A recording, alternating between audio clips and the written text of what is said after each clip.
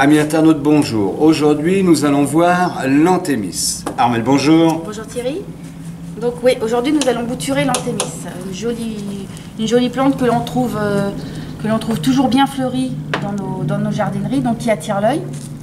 Donc nous allons vous montrer comment faire une bouture. Alors c'est le même principe que nos autres vidéos. On va aller chercher une tête. Ouais, une tête, ou pas fleurie, non fleurie. Donc même si on voit un léger bouton, c'est pas grave, on va quand même la prendre. Donc on coupe, toujours à l'intersection. Voilà. Donc elle est quand même moins capricieuse que les autres boutures.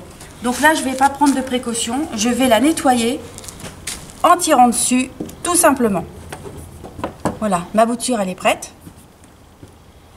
Je la trempe dans de l'hormone de bouturage.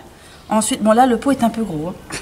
Oui, mais je peux en avoir un plus petit. Je ne veux pas te contrarier. Celui-ci, non, trop gros. C'est trop gros.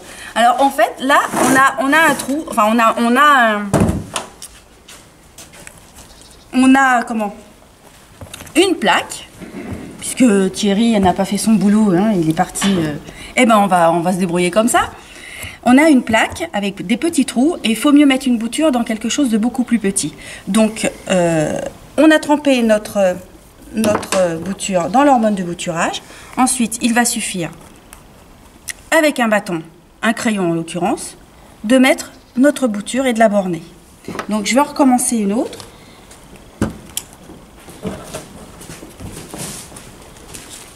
Voilà. La dôme, tu vois, je vais prendre celle-ci. Je vais la couper. Alors, même, tout à l'heure, j'ai dit faire attention à l'intersection de la feuille et de la tige. C'est tellement une bouture qui reprend bien qu'on coupe sans faire attention. Ensuite, on la prépare. C'est encore trop gros.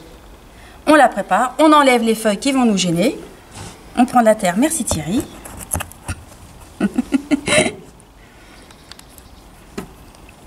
On fait un trou.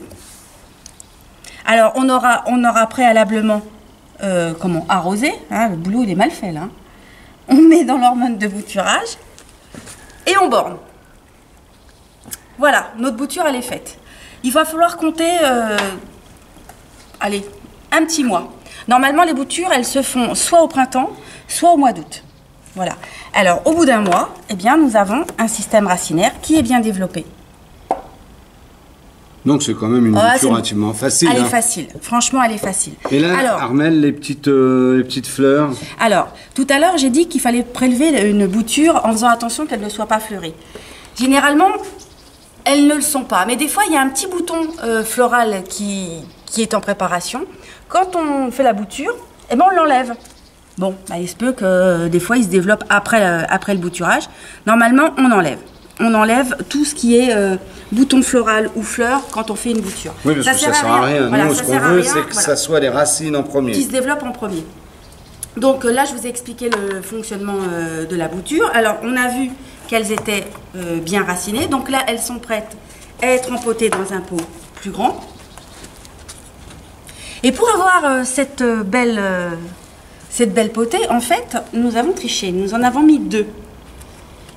Alors, nous allons prendre une bouture bien racinée. Nous en prenons une deuxième, toujours bien racinée. Et voilà. Donc, elle va s'étoffer. Au fur et à mesure qu'elle va s'étoffer, on va la passer dans un pot plus grand. Et pour vous montrer que c'est vraiment ce que nous avons fait, on voit bien... On voit bien les deux pieds. Les deux pieds. Voilà. Alors...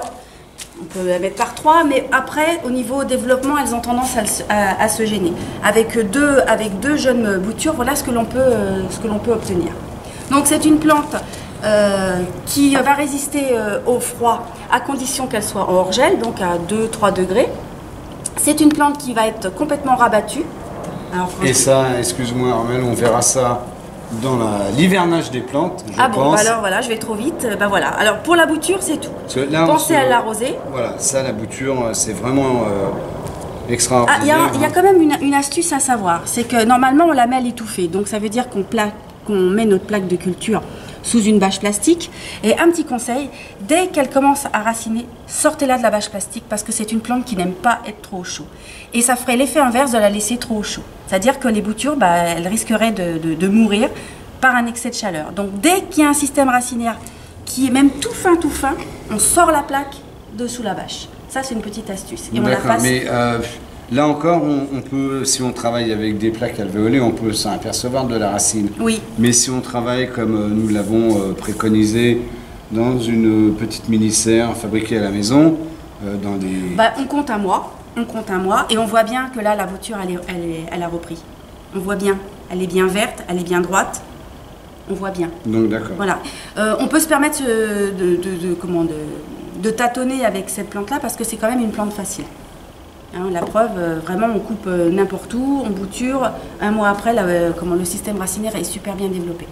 Donc voilà, c'est une plante... Ah, vous pouvez aussi la rencontrer en jardinerie sous le nom d'Ageranthemum.